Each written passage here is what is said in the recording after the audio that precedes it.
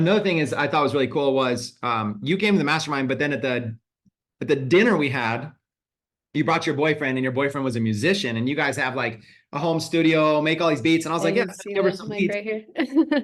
I was like, hey, send me over some beats. And he sends me this catalog of just like all kinds of musical beats. And so we might even be doing some business together on the music side. I thought it was really cool. Yeah. Yeah, that's awesome. Um, what else?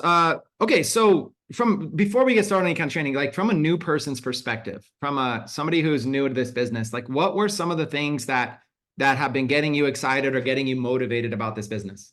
I think the biggest thing, especially at the mastermind, having everybody kind of share their struggles of what they were struggling with, and then you having the whole what everybody here calls preacher Chris, and like sharing your mindset value. It was so valuable to me because honestly, like I've bought courses before and just like can't really stick to them sometimes. Like I'm not, you know,